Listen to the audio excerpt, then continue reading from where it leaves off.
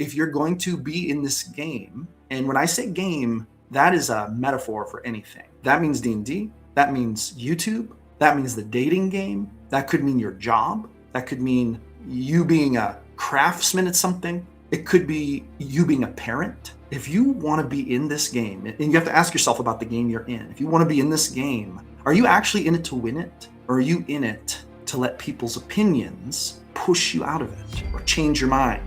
Do you want to choose your destiny in this life, or do you want other people to choose it for you? These are very good questions that you must ask yourself. Now, I've asked myself these questions many times. I'm not new to this. I'm not a stranger to this. So when I heard this, I kind of expected it. I'll be honest, I was actually surprised. There was way more of it than I thought there would be. And there's more visceralness to it than I thought there would be. But, whatever.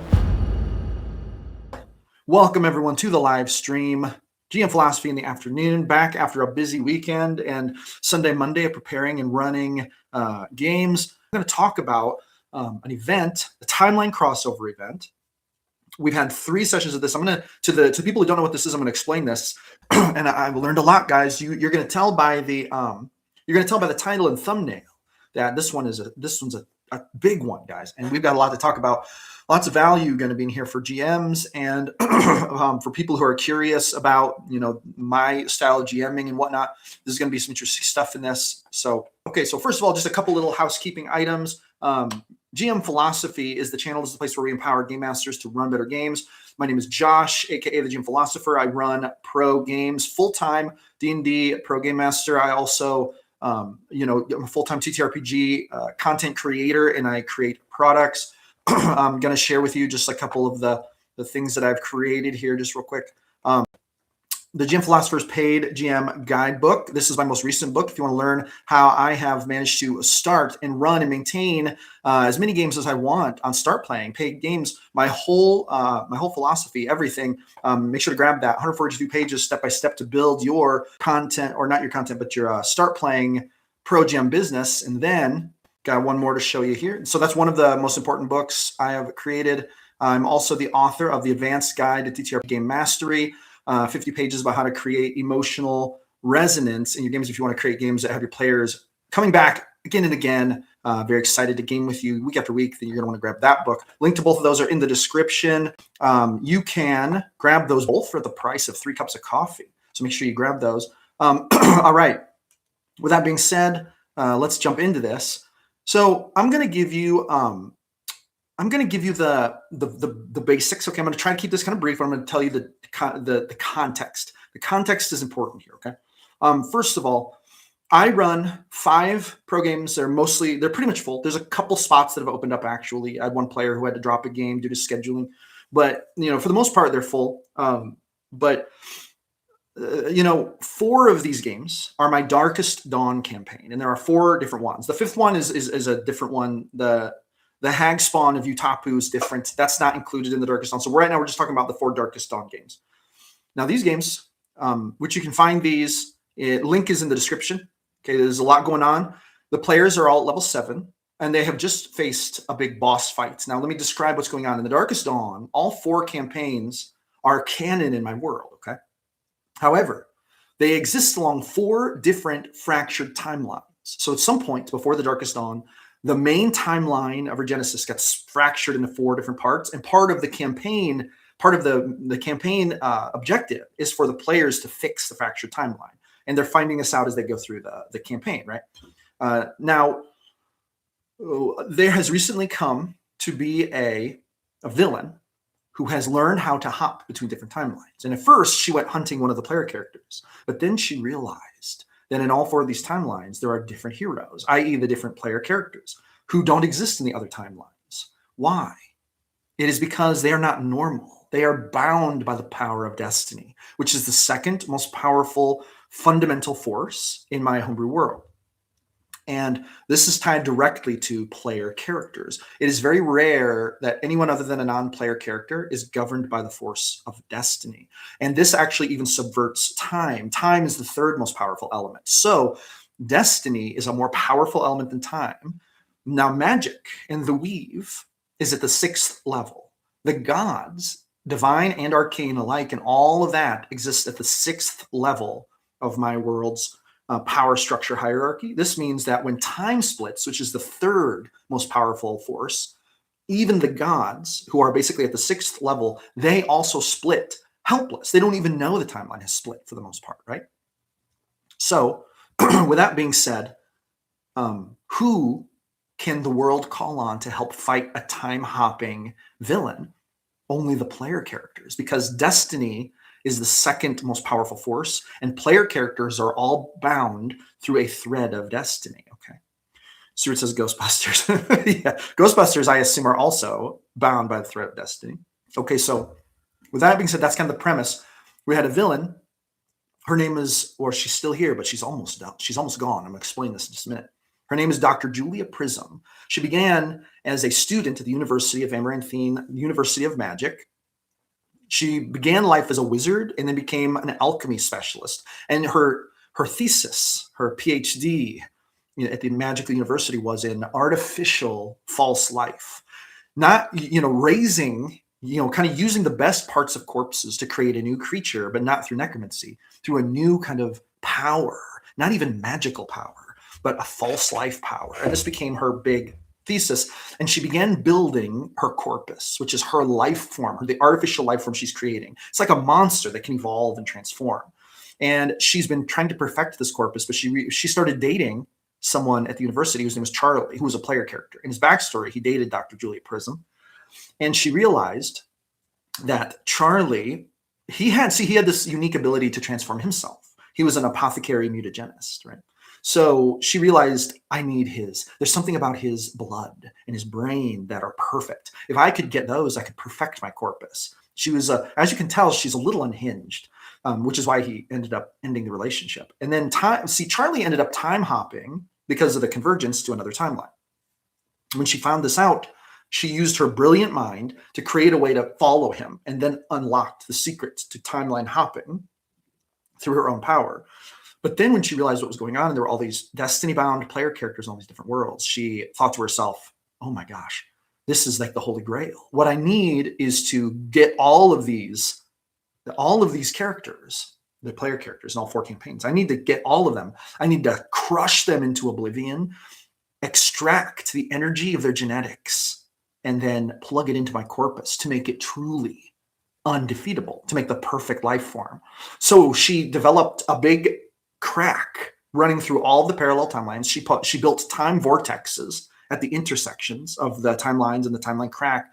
And then her plan was to activate all the vortexes at the same time, bring the timelines crashing back together. But in doing so, she would literally pulverize the player characters, crushing them from existence. And then she'd be able to download their data as information and then evolve her corpus with it. And then she would be truly unstoppable, having created a life form with literally no weaknesses. That was her plan. However, the player characters caught onto it, and with the help of the heart of her Genesis, which is the spirit of the world, they were able to be transported to these different nexuses. So in every single iteration's campaign, so there's 4 Darkest Dawn campaigns. So in each iteration, the player characters must go to the vortex, turn it off, and stop it. Okay. So with that being said, I launched this as a 1-week event called the Timeline Crossover event. And in this event, I invited all of the players from different games to join other gamers in their respective games to create kind of like Avenger-like groups of heroes to go fight her in these alternate timelines. And then they could jump through timelines and, they're basically teaming up. So we had players from all 4 games kind of teaming up, right, in these different games. Okay, so that's the context here. So there's a lot going on, right? Very, very fun, or so I thought. But then, my friends, is when we had some things go on. There's a little bit of drama, okay? I'm going to describe this, and I think there's some good lessons in here for player characters to understand. Some good lessons for GMs, good lessons for people who want to be pro GMs. We're going to talk a little bit about the economics of this. We're going to talk a little bit about the gameplay itself. We're going to talk about running games. Okay, so here's what happened. I originally didn't really know what to expect. This was very experimental for me, okay? I didn't really know if a lot of people were going to be interested or not. So here's what happened. I also planned this boss fight this boss fight event across all 4 things to be pretty difficult and is going to get more difficult as it went. So I thought, okay, I'm going to make it very difficult. Hopefully enough players join so that they'll have enough firepower, right? Because she is a very formidable villain. So originally, I didn't know how many players were going to really participate. I didn't know if they were going to like it, right? Building the sessions themselves, I built them differently. Usually my games are combat light with, a little bit less strategic combat than most games and more roleplay heavy. But because these sessions were literally designed to be boss fights where they were going to be beamed over to her lair and they have to invade the lair and basically go through some kind of like a puzzle, more like an objective based, taking tools and doing things with them to manipulate all her gizmos and then reset the time vortex back to the proper time to close the crack she created. That was the objective, and they have to do it in all 4 timelines in order to be successful. And there's some other things that are going on, but I'm not going to talk too much more about that. Okay, so basically, here's what happened. Game number 1. So this was interesting. I had some players ask me if they could bring 2 characters, because I have some gamers who are literally playing in multiple versions of The Darkest Dawn. I have one player who's literally playing in 3 of the 4 campaigns. I actually have 2 players doing that. Let me think. Yeah, and I've got others who are playing in 2, right? So there's like a lot of players who are playing in multiple campaigns. It's the same campaign, but different timeline versions. So they were like, well, can I bring both of my characters into it? So I said, yes. Okay. So a couple players wanted to do that. We also had players from past Regenesis campaigns who asked if they could bring those characters. It's like, yes, you can. I mean, they all had to be like level 7, but yeah, you can do that. So some of them would have to be down level, but it's okay. Now, with that being said, there were a couple other things going on. Number 1, when we jumped into this game, it was a very large group. This was a success. It was much larger and more people participated than I thought. So much so that we had a very big party. I mean, I don't know how many people there were in that first game, maybe 12, maybe 13. And then, even more characters because some of them were playing multiple characters. So it's like, okay. Well, there was a tactical combat session and puzzle, very, very different from my usual method of gameplay. Usually I have a lot of role play in my games, right? But this was very different. So this was kind of an experiment.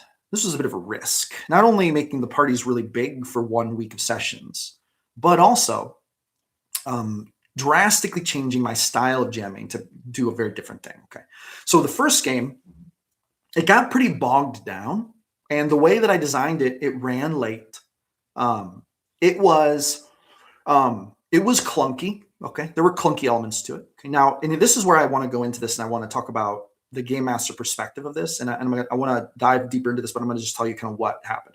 So it was a success in that we had so many people show up and participate.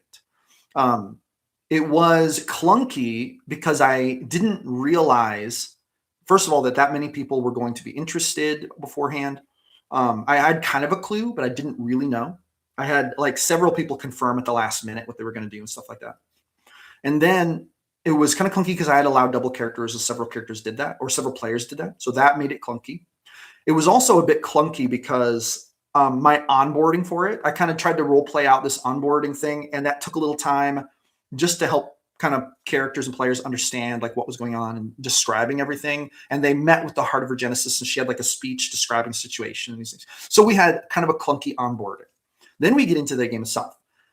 Seemed very fun. I mean, very tactical based combat, very, very tactical, keeping turns short and sweet. I kind of gave special instructions. Everyone keep your turns as short as possible. Plan out what you're going to do out of respect for other players. Mute your mic when you're not the one whose turn it is. We're going to limit role play to the one free action thing you could say during your turn. I'm going to really police it so that we don't bog it down with extra role play, because this is a puzzle and strategic combat type session, right? It's like a boss fight. That was the purpose of this. Right away became obvious that this grated on the nerves of a number of my players. I got some pretty, I would say, spirited private messages during and after that game about the intense dislike some of the players had for some of that. The players, it seems that there were some players in my games who were really, really, really not a fan of limiting role play. Big not a fan. Now, I have respect for these players. I'm happy that they told me the truth. I am very happy. I also got a lot of messages with what I would call constructive criticism. I also welcome this. This is very good, and I respect all the players who sent me this. I got a number of really good suggestions after this session for how to improve things, and I implemented them going forward, or at least, I tried to. First thing I did was I cut off you can't play two characters at once. I ended that after the first session. I was like, that got way too bogged down. We're not going to do that. I tried to make the onboarding process faster. This was nice. This was helpful. Okay, so with that being said, I want to talk for a minute about this. Okay, there's also a good part of this. There were some players who seemed like, I will say that my experience in this style of game with them, I will say, took our relationship between me and them to a whole nother level of good and positive. There were some players who really reacted positively to, and I'm going to quote this in the first session, what I was trying to do, but perhaps did, clunkily. There were some players who were super supportive of this and who seemed to really, really enjoy kind of what was going on. And I had several players who had not previously signed up for all of the games, actually sign up for all the games, right? And said, oh, I want to be at the rest of them. I could do that, blah, blah, blah. And then I also had some players say, basically, I don't want anything to do with this. Count me out until you get back to normal. So I had both responses. The vast majority of responses I got were positive, on the positive end of that. And then there was what I would call kind of like a smaller percentage of neutral, which was kind of like, thanks for running the game, I had fun, and then constructive feedback about it. And then there was a very small percentage who actually didn't really have anything good to say about it, even said they weren't interested in participating anymore in that, right? Very, very small percentage of people, but still some. Okay, so now here's the thing. That first day, I ran the first session at 1 a.m. Okay, 1 a.m. Monday. Second session at 8 a.m. By 8 a.m., I had already implemented some changes. Not all of them, but some. And I got constructive feedback from that one too, and blah, blah, blah. Okay, so anyway, that day, and I'm going to be very honest with everybody, okay? You game masters out there, whether you're a pro game master, whether you are running games for your friends and family, there's an element of this that you're probably going to understand what I'm saying. And it's really important that you hear this, because this is the number one thing that I think I learned during that first day of running this event, okay? I have to contextualize just by saying I took a risk on this. I knew that by doing such a wildly different thing might maybe throw wrenches into my systems, okay? I knew it was going to rub some people the wrong way. I didn't know how many. I didn't know what the response were going to be. I knew that this was a risk. But unless you just want to stagnate in your life, in your business, or in this hobby, you have to step out and take some risks. If you just keep doing the same thing over and over again without trying to develop, without trying to improve, without trying to evolve, and dare I say, without taking some risks, you're going to stagnate. And stagnation is actually deterioration in disguise. And I'm not in the business of deteriorating. I refuse to do it. So I'm always going to take risks. So I knew I was taking a risk. So I'm contextualizing this by saying I asked for all of this, by even doing this event, by doing this whole thing, by doing GM philosophy. I expose myself to a lot of criticism every day, and that's fine. So what I'm trying to explain before I say this is I'm not trying to paint myself as some kind of victim. I asked for every bit of this, and I'm very thrilled and pleased with what I got out of it. But here is what I will tell you after that first day. I have never felt more strongly about never wanting to run a game again as I came after running that second game on Monday. The amount and sheer, I'll say, the amount of and sheer, let's say, energy levels of the negative feedback I got on that day, visceral, Zytec, that's the word.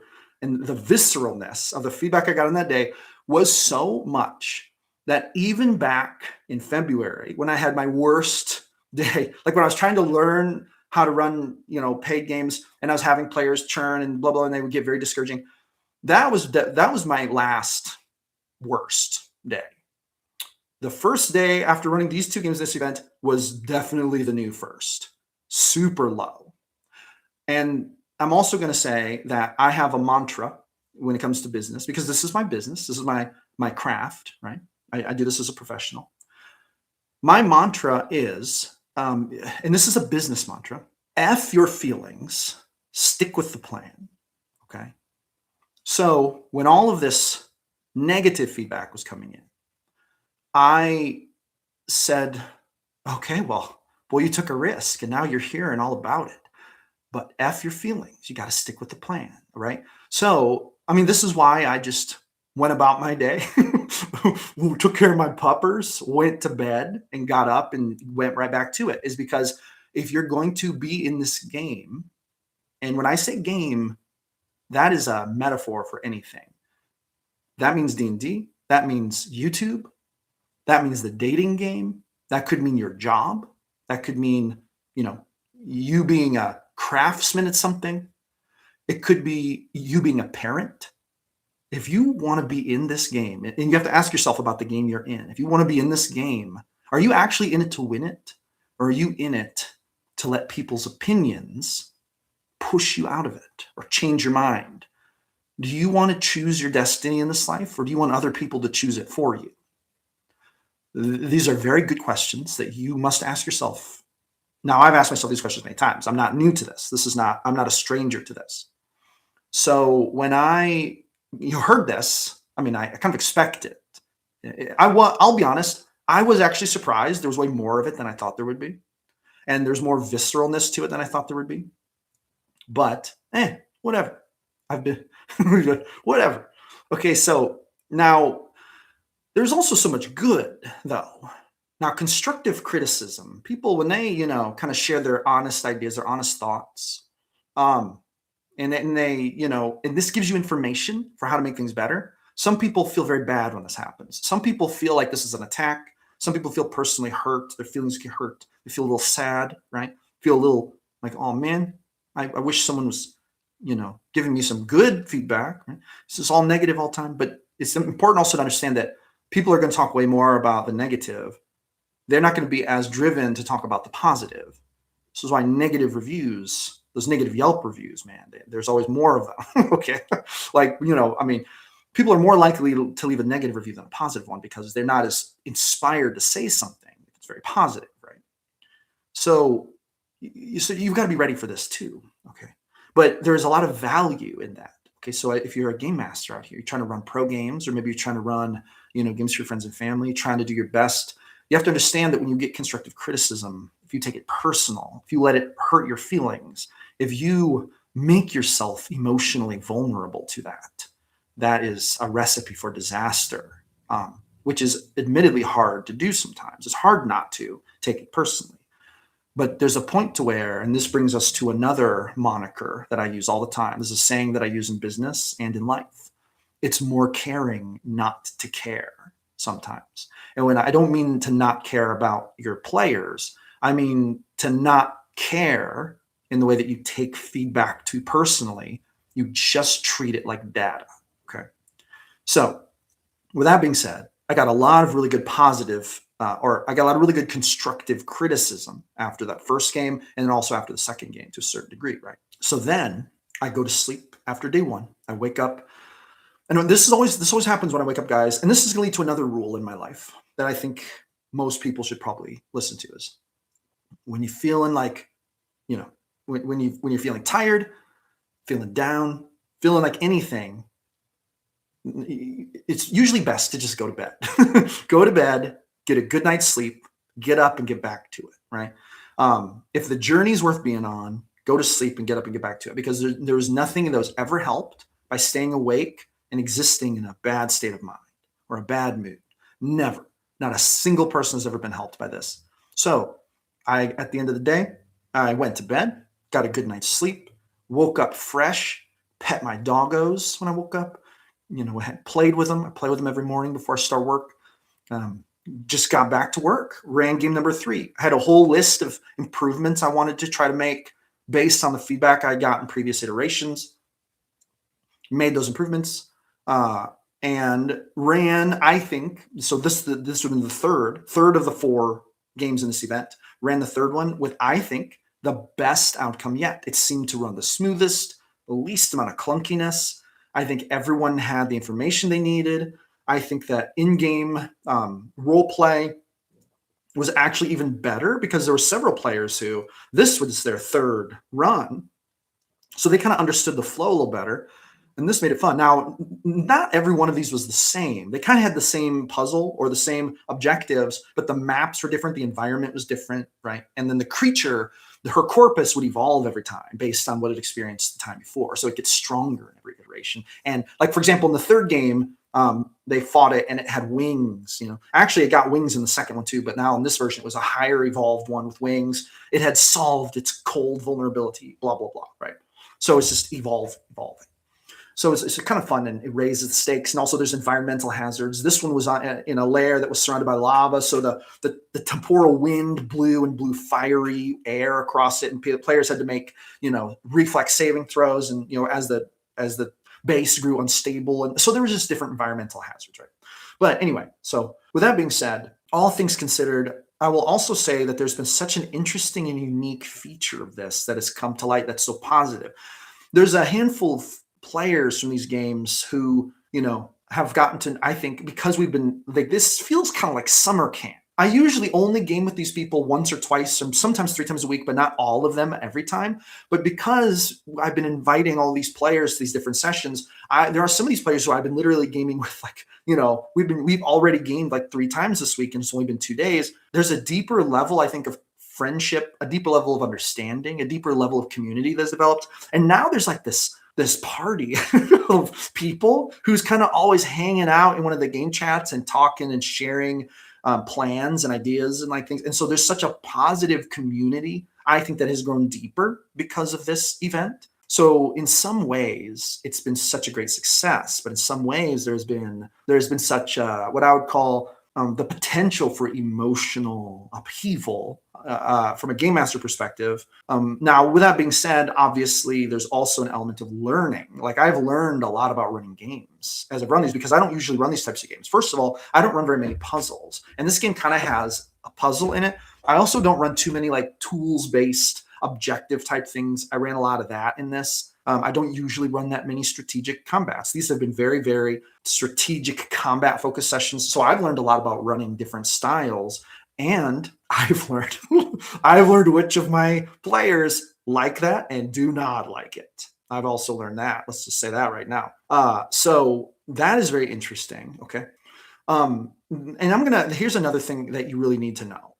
And I'm going to say this with all due love in my heart and respect and human kindness, because this is not a negative thing coming from me, but there's a truth that you game masters out there must know, and I have to say it. And once again, like, I chose this path because, there's a lot of reasons. I don't have to go into that, but I chose it. That's the important thing.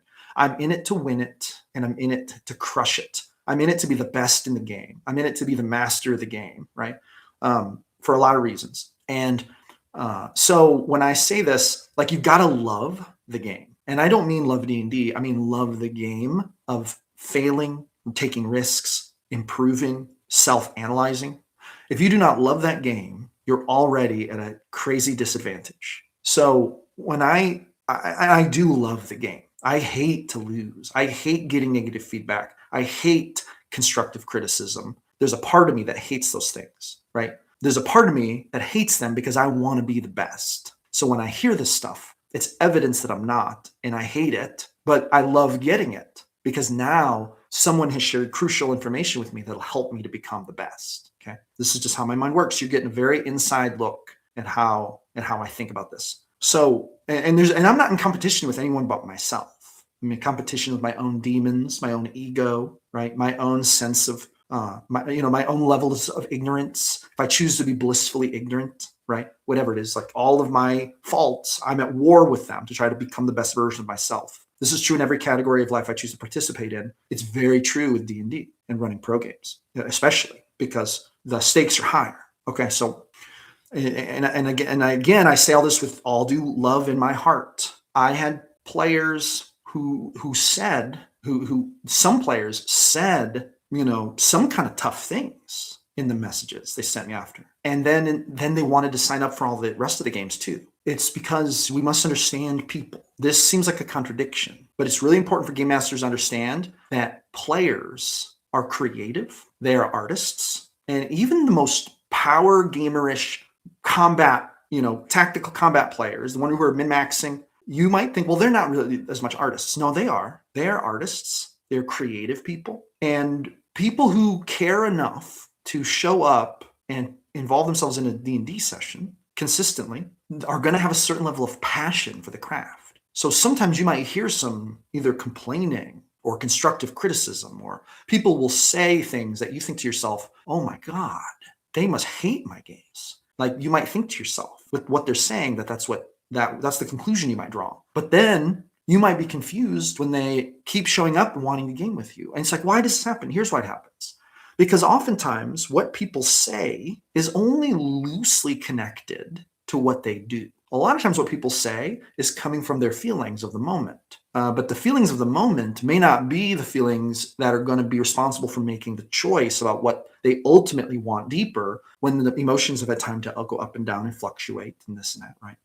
So it's very important to understand that if you want to understand players best, watch what they do, watch what they respond to in game. Yes, listen to what they say, but that is by no means the only data point you have. And it's not even always the most trustworthy data point. It contains a lot of truth, but it's important to understand a lot of times when players are giving like constructive criticism or feedback or something like that, it's coming from an emotional place. A lot of times, not always, but a lot of times it is. And that's okay, because we're humans and we have emotions. And it might seem confusing, but once you start to think like this, it's not so confusing. It makes sense, because this is just the way humans are. Crossout says actions speak louder than words. Of course. And here's a value of a great leader. And I'm going to tell you this right now, because a game master is a leader. Here is the value of a great leader. They can learn to just absorb the negative or the complaints or the constructive criticism.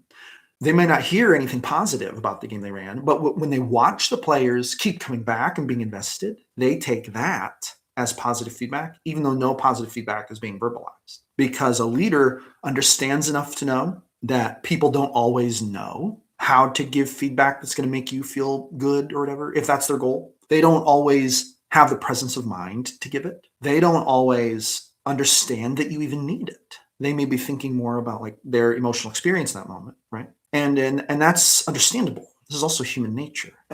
And the process of creating the story of their character is very passionate for them. So there are a lot of feelings involved in it. And to a point, the game master wants to foster an environment where players can be allowed to have feelings and act through them. When you give players safe space to leverage their feelings in telling these stories, you're going to help them best, and your space is going to be healthiest. And that's the truth. And that makes D&D a little different from some places. The D&D table is a little different than some areas like that.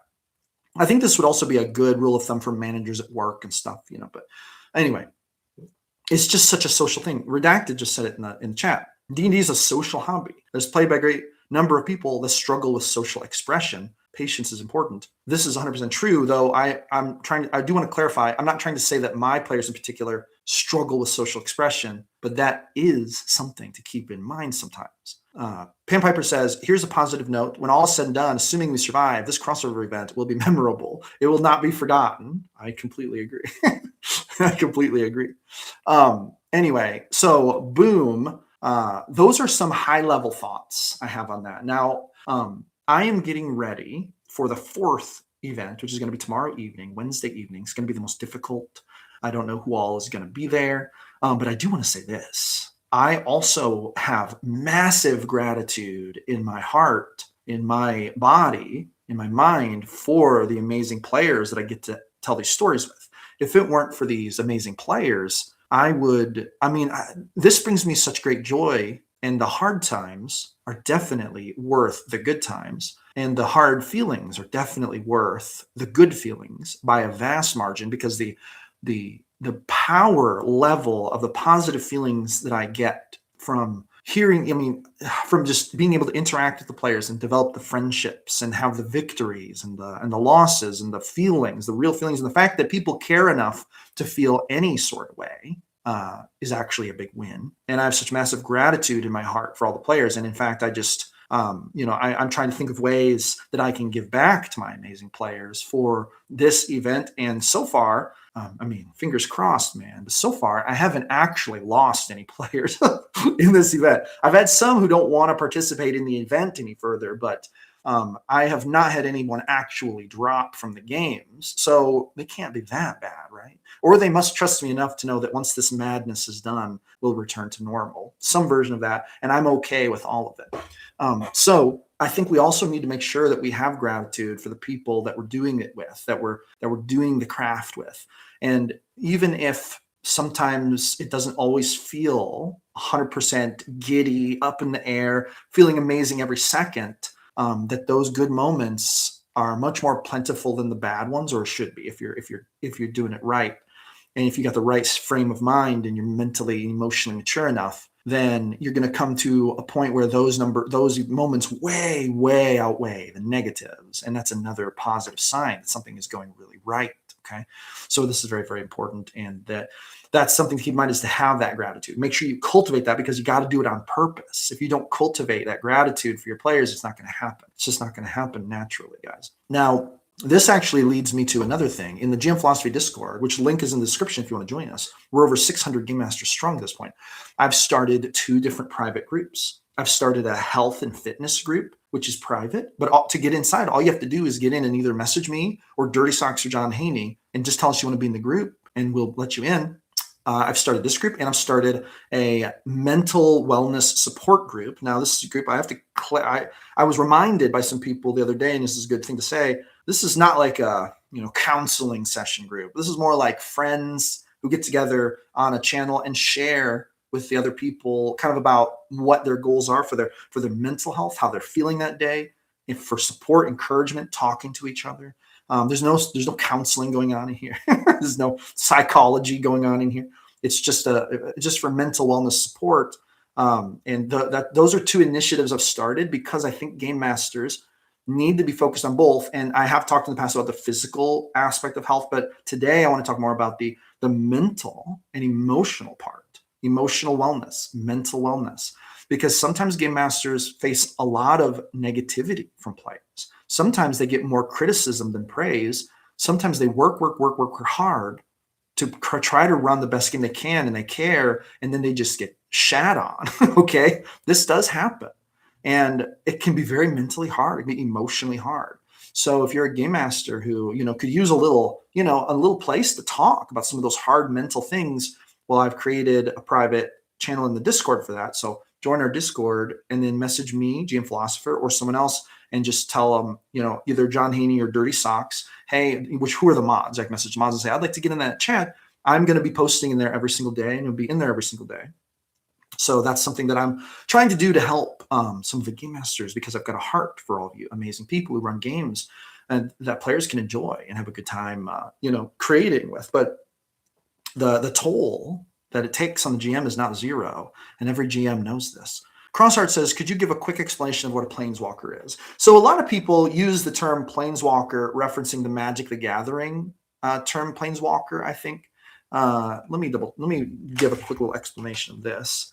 Magic the Gathering planeswalker description. A planeswalker in Magic the Gathering is a card type representing powerful spellcasters who can travel between different planes of existence. They're among the most powerful beings in the multiverse and serve as thematic identities for players with loyalty counters that enhance gameplay, etc. So basically, someone who walks through the planes, in theory, when your player character has literally managed to go to any other plane, they're technically a planeswalker. But a lot of times when players start getting shunted between different planes or realities, they'll develop abilities, at least in my games, where they grow more able to interact with things like this.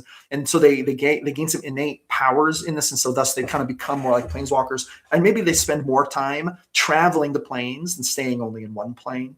I hope that kind of makes sense. So the planes could be like the hells, the celestial plane, the ethereal plane, the astral plane, right? Then there's other planes of existence. And then a timeline is a whole nother thing. That's kind of where chronomancy comes in, if you're a chronomancer and stuff like that. I do a lot of timey-wimey stuff in my games. I think it's very fun. All right. Anyway, so guys, the moral of the story is I love running D&D games. And even though And even though, you know, this week there were some hard moments, it was vastly, vastly worth it by far. I will also tell you this: if you enjoy running games, try not to let those down times get you down too bad. In the worst case, get yourself a night of sleep, eat a little snack, watch a little bit of Rick and Morty, okay, and then just go to bed, wake up fresh, and hit it again tomorrow. You'll feel a lot better after a good night's sleep. And anything worth doing is going to come with growing pains. Um, Nothing in this life worth anything is going to come very easy. If the most amazing things all came easily, then wouldn't everyone just do them all the time? There's a reason people sometimes give up on things. There's a reason some people give up on running D&D games. They maybe get burnt out. They get discouraged. Maybe they get to where they're bored of it or something. But I'll also tell you this, friends. You will learn by getting knocked down and getting back up and keeping on. But you will not continue to learn if you give up. Okay? Now that's okay. It's also okay to stop doing a thing if it's not adding to your life, if you're not enjoying it, if it's not adding value to your life, bringing happiness, creating value of some kind. It is smart to stop a thing that was not serving you anymore. It's very smart. So I'm not trying to denigrate the act of intentional quitting. What I'm trying to do is to say that if you care about a thing and you really want it, but you run up against hard times, you're going to have a choice where you can either quit or you can get back on the metaphorical paladin mount horse, and you can keep on keeping on. And that is when real character is developed. That's when you grow some tenacity and resilience, right? This is how we become more disciplined. It's how we learn mental toughness, emotional toughness, and also we learn the ability to solve more complex problems in the thing that we're trying to accomplish, right? And this, once again, this is a metaphor for all of life. This is true in your relationships. This is true at work. This is true when you're trying to learn how to play a game. This is true when you're woodworking, when you're painting, when you're playing the piano, when you're trying to date, when you're trying to raise children, when you're trying to raise your dogs. It's applicable to everything in life that requires skill and where you can increase in knowledge, which is almost everything there is to do, because we can almost always get better at everything there is to do with some work and some self-discipline and self-development. And I think that's a good place to leave this one, everyone. Thank you so much for coming back for another episode of GM Philosophy in the Afternoon. Empowering game masters to run better games is the goal. Roll some D100s for me at your next game, everyone. I will be seeing you very soon. All right. Thank you, everyone. Have a great day. Talk to you on the next one.